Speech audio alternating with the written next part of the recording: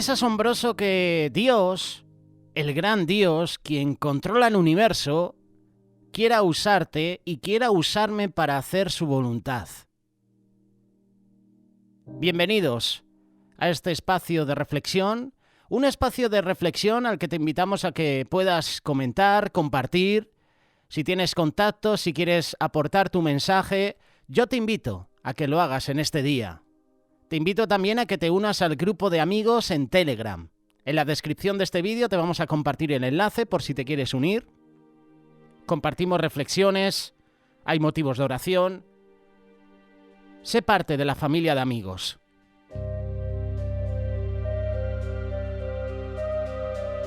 Esta serie también la tienes disponible en el canal de YouTube de Radio Solidaria.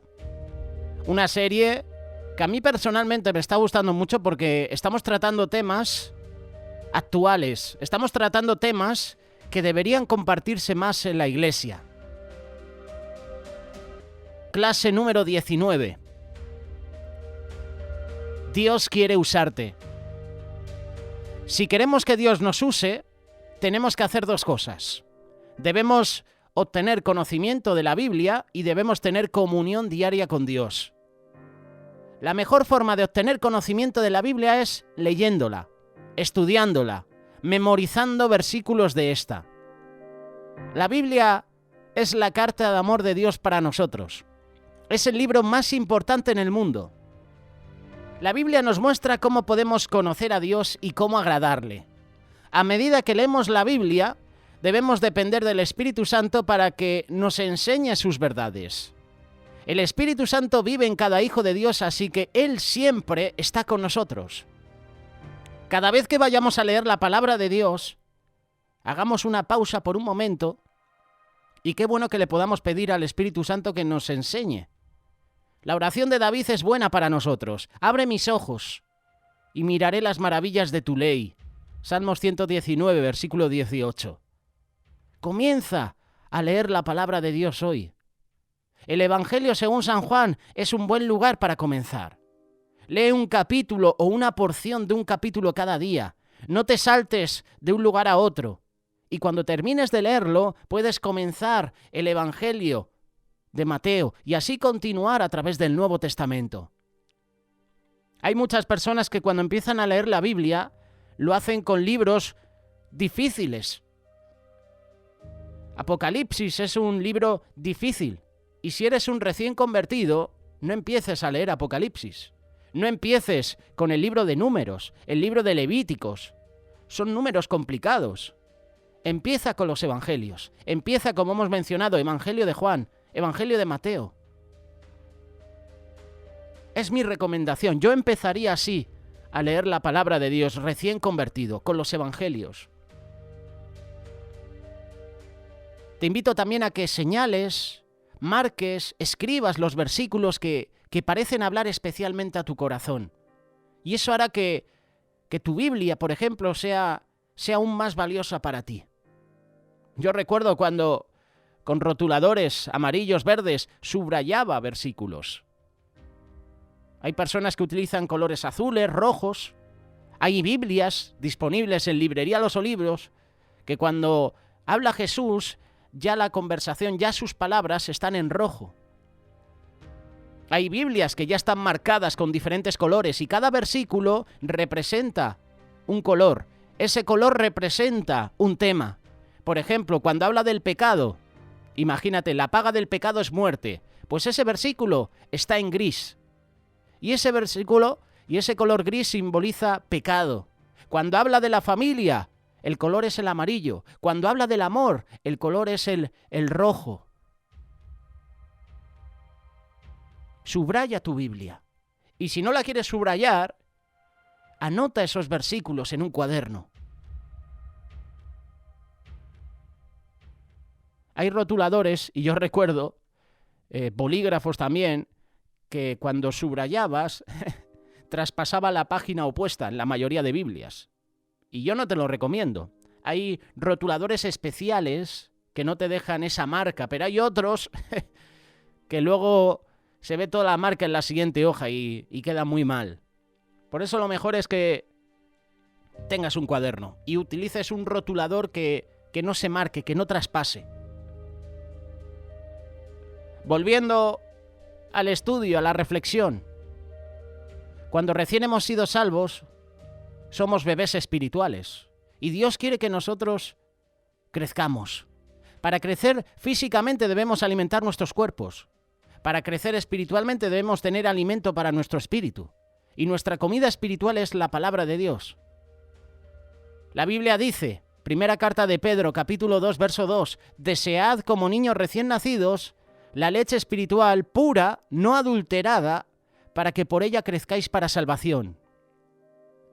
Crecemos espiritualmente al recibir la palabra de Dios en nuestra vida. ¿Cómo recibimos la palabra de Dios en nuestra vida? Escuchándola, obedeciéndola.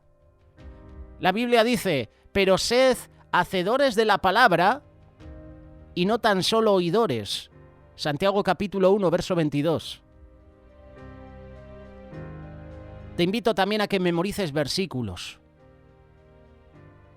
Así cuando estés pasando un tiempo de prueba, un tiempo difícil, ya tienes en tu memoria versículos que te van a animar, que te van a recordar la fidelidad de Dios, que te van a recordar que Dios está contigo en esos momentos de prueba. Hay una historia de un cristiano joven que le preguntó a un hombre de Dios mayor cómo podría él servir a Dios. Y el hombre respondió, alista tus herramientas y Dios te usará. Este cristiano joven volvió a preguntar, ¿cómo alisto mis herramientas? Y el hombre mayor respondió, memoriza la Escritura, memoriza la Escritura, memoriza la palabra de Dios. Recuerda que la palabra de Dios es la que el Espíritu Santo usa en la salvación de una persona. La Biblia dice, siendo renacidos por la palabra de Dios que vive y permanece para siempre. Palabras de Pedro en su primera carta, capítulo 1, versículo 23. Si memorizas versículos de la Biblia, puedes hablar con confianza porque estás hablando la palabra de Dios. ¿Sabes cuál es el secreto de la memorización? La repetición. Por el repetir viene la memoria. Si dices algo una y otra vez, lo vas a memorizar. La mejor forma para memorizar versículos de la Biblia, y la más sencilla, es escribir el versículo que se quiera memorizar en tarjetas de cartulina, en pequeños stickers. En un lado de la tarjeta escribe el versículo que quieras aprender, en el otro lado escribe la cita bíblica o el lugar donde ese versículo se encuentra en la Biblia. Asegúrate de copiar el versículo y la cita bíblica correctamente. Lleva esas tarjetas contigo, repásalas tanto como puedas durante el día. Mientras trabajas, recuérdalas. Mira el versículo en cada tarjeta y trata de decirlo sin leerlo. Da la vuelta a la tarjeta, lee el versículo para verificar si lo dijiste correctamente. Haz esto una y otra vez. Cuando hayas memorizado ese o esos versículos, añade otros que quieras memorizar. Y cada vez que tú memorizas una porción de la palabra de Dios, estás equipándote con otra herramienta para servir a Dios. Para recordar lo que has aprendido, debes repasar la Biblia frecuentemente. Puedes añadir nuevos versículos cada semana, pero asegúrate de repasar los versículos que ya hayas aprendido. Qué importante es repasar. Repasa, repasa.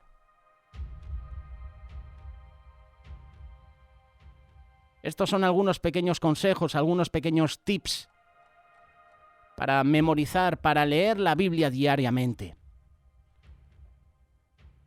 Pero otra parte importante, aparte de leer, escudriñar la palabra de Dios, es la comunión diaria con Jesús. El secreto de una vida cristiana exitosa es pasar tiempo diario a solas con el Señor. ¿Y cuál es el tiempo diario a solas con el Señor? Es el que empleamos a solas con el Señor cada día en el estudio de su palabra, en oración. Jesús dijo, escrito está, no solo de pan vivirá el hombre, sino de toda la palabra que sale de la boca de Dios. Mateo capítulo 4, versículo 4. Para dedicarle un tiempo a solas con el Señor, tú necesitas tener un lugar definido, una hora definida, un plan definido.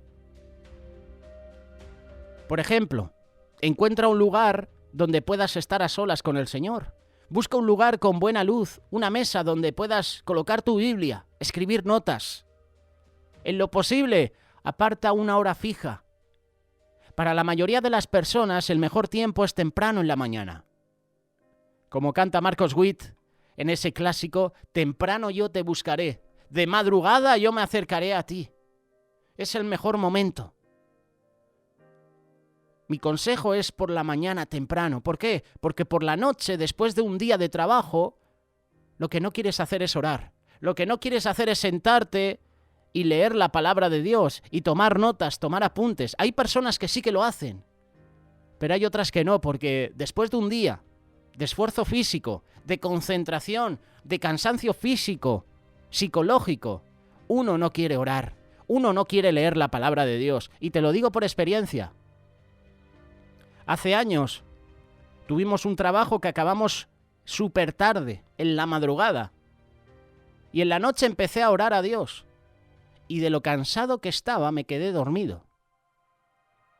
Desde ese momento dije, ya poco voy a buscar a Dios en la madrugada después de un esfuerzo físico. No voy a buscar a Dios o leer la palabra de Dios en esas horas porque sé que no voy a aguantar, sé que me voy a dormir. Es una recomendación personal. Después de un día de mucho trabajo, uno no quiere leer la Biblia, no quiere orar. Pero curiosamente, después de un día de mucho trabajo, sí que nos sentamos frente al televisor, ¿verdad? Sí que estamos frente al móvil, en redes sociales. Es algo curioso. En la mañana, temprano, o siempre que puedas, busca a Dios. Incluso en la noche, cuando estás cansado.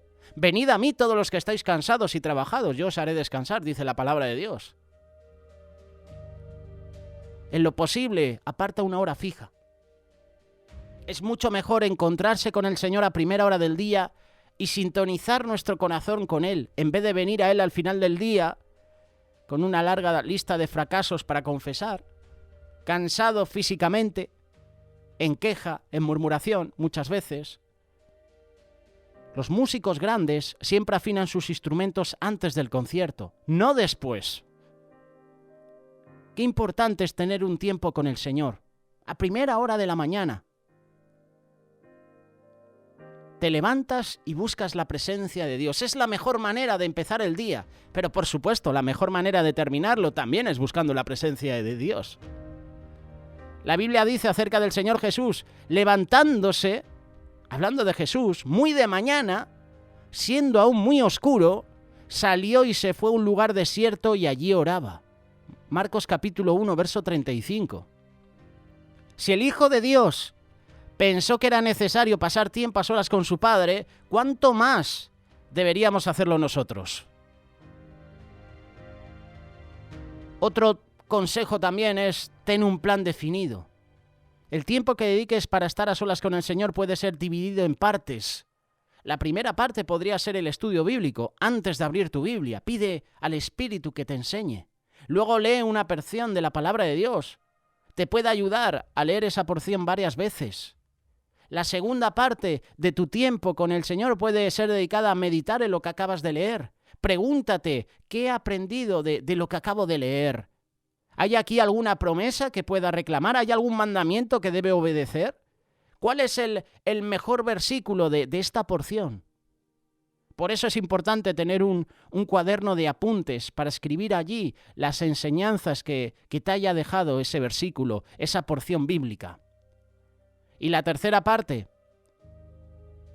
dedica tiempo a la adoración, a agradecer, a orar. Adorar es amar a Dios, es alabarlo por lo que Él ha hecho por nosotros. Agradecer es darle gracias a Dios por sus muchas bendiciones. Menciónelas una por una. Orar es hablar con Dios. Y Él te escucha. Y Él te habla a través de su palabra y te habla por su espíritu. Jesús nos enseñó a llamar a Dios Padre nuestro. Y debemos orar al Padre en el nombre de Jesús. Tenemos un Padre celestial que nos ama y quiere que le digamos acerca de cualquier cosa que nos preocupe. Por eso, recuerda estos 3 grandes hechos. Dios quiere usarte en su obra. Él usará a cualquier persona que desee ser usado y dispuesto a prepararse a sí mismo. El segundo punto, en cuanto más conozcas la palabra de Dios, Él puede usarte mejor. Prepara tus herramientas, Dios te va a usar. Memoriza versículos de la Biblia. Y por último, el secreto de una vida cristiana exitosa es tener diariamente un tiempo a solas con el Señor. Si el Hijo de Dios pensó que era necesario tener tiempo a solas con su Padre, ¿cuánto más debemos tenerlo nosotros? Versículo para memorizar. Segunda carta de Timoteo, capítulo 2, verso 15. Procura con diligencia presentarte a Dios aprobado como obrero que no tiene de qué avergonzarse.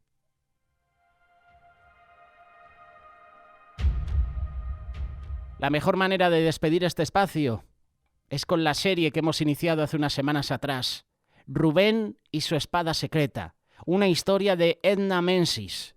Capítulo 10. ¿Cómo escoger lo correcto? Resumimos brevemente el capítulo anterior. Daniel le dio a Rebeca un regalo especial y Rubén olvidó hacer su tarea, pero explicó a su profesor acerca de su espada secreta y su versículo favorito. El salón de clases quedó en silencio mientras los estudiantes esperaban que el profesor respondiera. El señor Novoa se quedó mirando a Rubén. Entonces dijo, bueno, tú puedes quedarte después de clases y hacer tu tarea de noche y también la de esta noche, en caso que estés otra vez ocupado orando. Y agregó con una leve sonrisa, si recibes respuesta a tu versículo favorito, ya me cuentas qué tal ha ido. Alguien en la clase soltó una risa, mientras Rubén respondía, sí señor, lo haré. Ya he tenido una respuesta. Y el señor Novoa levantó su libro de matemáticas y comenzó la clase. Rubén estaba cansado cuando terminó de hacer su tarea de matemáticas después que las clases terminaron. Solo saludó a Rebeca con la mano y fue a su casa a cenar. Cuando Rubén terminó, salió a guardar su bicicleta y Carlos estaba esperándolo y le saludó. ¿Podemos ir a algún lado a hablar? Quiero preguntarte algo. Rubén respondió, seguro, podemos hablar en mi cuarto. Y cuando estuvieron dentro, los chicos se recostaron en el piso y Carlos dijo, muchacho, yo no podría haber hablado con el señor Novoa de la forma que tú lo hiciste esta mañana. ¿Tenías miedo? ¿Por qué no tomaste mis respuestas? Todos lo hacen. Rubén recostó su cabeza en sus manos y miró a Carlos. Yo quise usar tus respuestas, Carlos, pero recordé mi espada secreta justo a tiempo. Carlos dijo, esa es la otra cosa de la que quería hablar contigo. ¿Por qué llamas tu Biblia tu espada secreta? Y Rubén le mostró a Carlos el separador de páginas que Rebeca le había dado. Le mostró los versículos y le dijo cómo él había sido tentado a hacer trampa.